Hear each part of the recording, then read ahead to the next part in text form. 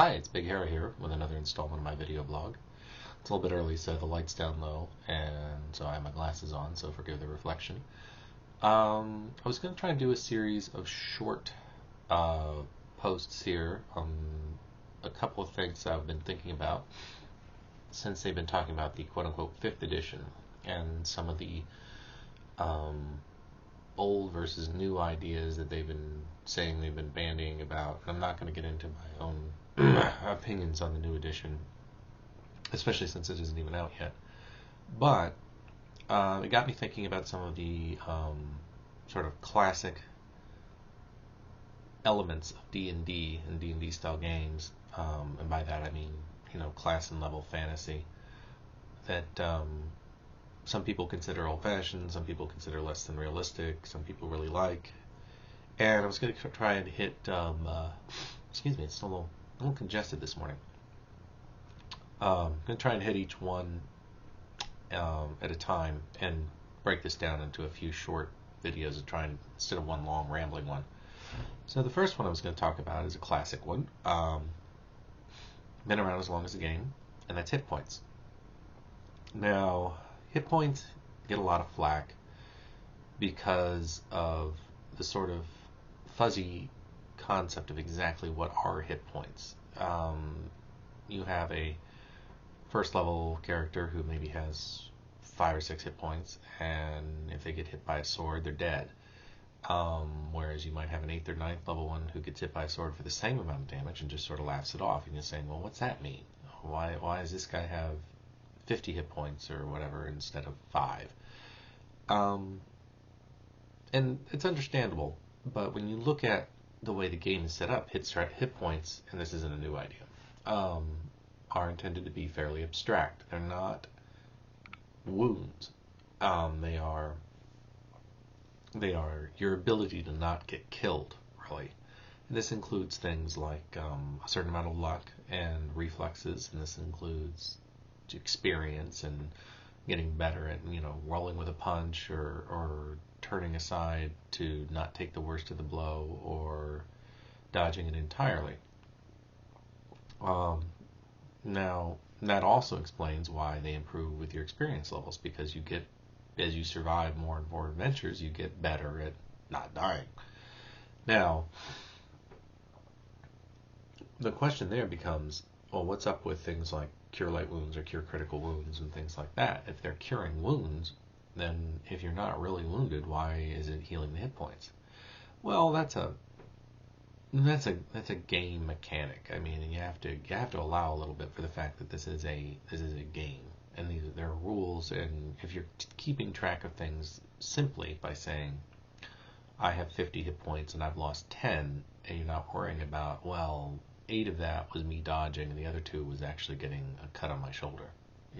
You can do that, and there are lots of house rules and things that have been posted on the internet and published in books that allow for that sort of granularity, but it's not necessary in my opinion.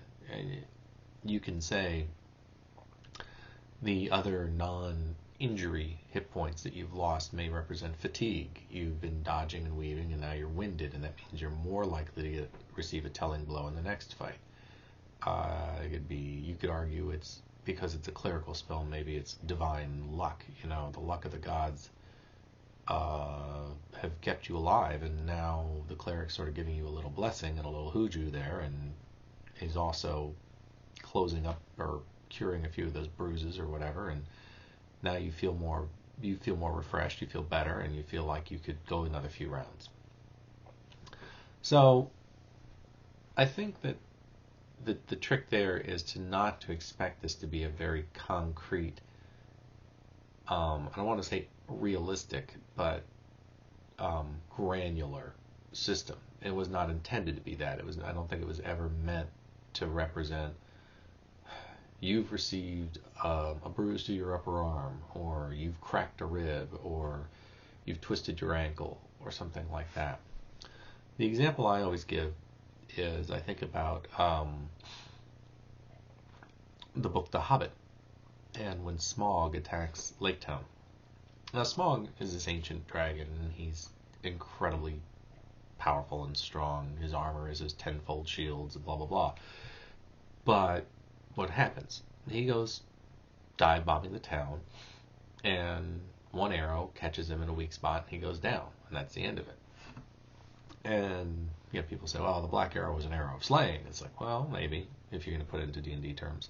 Or you could say that all those other arrows bouncing off him and all the twisting and turning he did and the dodging to avoid going into the lake, which he didn't want to do because it was cold and wet, were eating away at his hit points. Even though he wasn't taking real damage, it was using up his luck, it was tiring him out, it was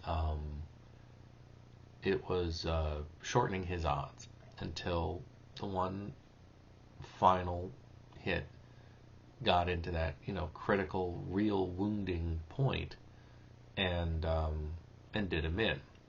I don't think it's a perfect example. I don't think it's a perfect metaphor. I don't think it's something that's going to hold up to the nth degree of scrutiny, but it gives you sort of an idea of what I'm talking about.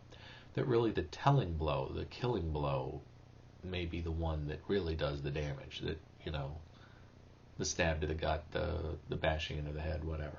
And it's important, I think, not to get too hung up on that. I don't think it has to be super detailed. I don't think it has to be really granular. Now, there's a lot of fun things you can do, like critical hits, and say, oh, well, you've taken a very specific kind of injury, like one I use sometimes are caltrops, and you've stepped on them, and if you've injured your foot, your movement rate is slowed because your feet are injured until those wounds are healed. Even if you have 30 hit points left, you're still slowed down because of the very specific nature of that injury. And you can do all sorts of things like that in the game without really, really changing the mechanics or worrying about physical wounds as opposed to fatigue, as opposed to what have you. Anyway, that's all I've got to say about hit points for now. And next time I'm going to talk about armor class, which is related. And that's all for now.